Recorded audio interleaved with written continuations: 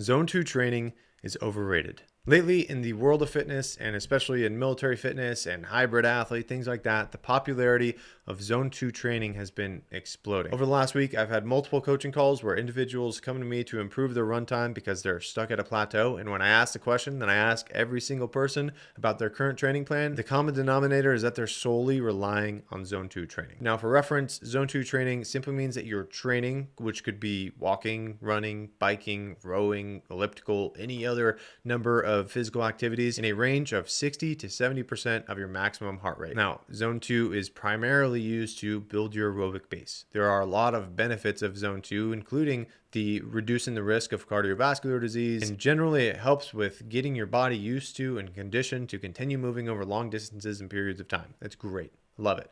I'm not arguing against the fact that Zone 2 is healthy for the average individual. I'm arguing against the fact that when we're talking about performance and we're talking about improving our run times for a specific event or school or anything like that, Zone 2 should not be solely relied upon. Now, when we train in a Zone 2, right, 60 to 70% of our maximum heart rate, our bodies are using something called the oxidative system or aerobic system. And this system simply uses oxygen to convert fats into energy, or ATP, adenosine triphosphate. And because we have lots of fat stores, even if we are a person with relatively low body fat percentages, we can continue going for a long period of time. Because this energy system is engaged, we can typically keep that up longer than the higher heart rate zones. However, there was never a time in my entire military career where I did a PT test or a timed ruck or a timed run or a timed event or anything where I stayed in Zone 2. And our bodies use a different energy system in the higher heart rate zones. It's called the glycolytic or anaerobic system. And this system converts the glucose or sugar in our blood into energy, which is great because we don't have to rely on the slow heart rate and the intake of oxygen to continue pushing forward and moving at these rapid paces that we have to for these timed events, right? But the problem is in Zone 3, Zone 4, Zone 5, that anaerobic system has a byproduct, has a price, right? And that price is in the form of lactate. And that lactate starts to build up in our muscles, which is the burning sensation that we feel, causing us to slow down. So if we are never exposing our body to these higher heart rate zones for a prolonged period of time and stressing them and pushing up our lactate threshold, the threshold at which we can continue to move faster and faster without getting so much lactate built up in our bodies that we have to slow down, then how can we expect to improve our run times? I am not saying that you need to completely stop doing Zone 2. I encourage you to do Zone 2, and just like my boy Andrew Huberman says, you should get about 150 minutes of Zone 2 each week. And at the end of the day, there are three main run types that we should be doing on a weekly basis if we really want to hit that next PR. The first one is those slower runs. This can be a Zone 2 run if you'd like. This can be a longer Zone 3 or even bottom end of Zone 4 run. But the point is to get your body used to moving for long distances and period of time. I don't necessarily like to use a specific heart rate zone for my longer runs. Instead, I like to gauge it based on my aperture. If you've ever read the book Slow Burn by Stu Middleman,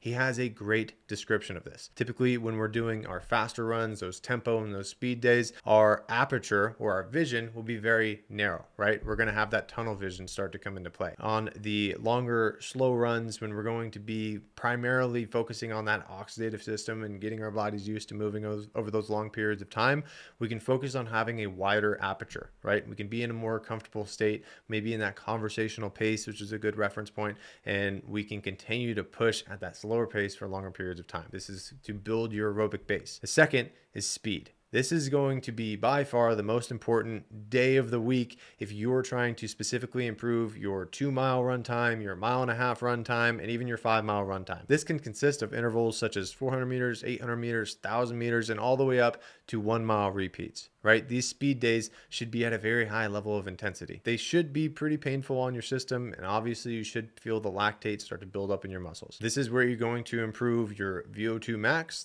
your body's efficiency to utilize oxygen, and your lactate threshold the most. And it's also where you're going to condition your legs to move at faster and faster paces. Typically, I like to start individuals with the lower intervals. Once they can maintain that sub 6-minute pace with that or around that range, we can increase the duration of these and continue getting them moving faster at longer durations. And the last one is tempo runs. These are kind of in the middle, and I typically like to describe them about 75 to 80% output. right? They should be fast, but they should be just under that threshold, or the lactate threshold, which is the point where you absolutely have to slow down. And the point of these runs is specifically to drive up your lactate threshold. We need to expose our body to the buildup of lactate so we become a lot more efficient at clearing it out of our system and continuing to move faster and faster with less buildup. So if you have been relying solely on zone 2 to improve your run times for specific runs, then I encourage you to do all 3 of these run types and not just focus so much on zone 2. If you are training specifically for performance and running at faster paces at a higher level of intensity, then we absolutely have to expose our body to it. And lastly, if you want a custom program, nutrition, a yoga program, which is all ran through my app with weekly check-ins and a lot more, then I have an application down in the bio. We're taking a limited number of one-on-one clients. So if you want to join the team and work with myself, hit the application and I will see you over there. Appreciate you guys watching, and I'll see you in the next one.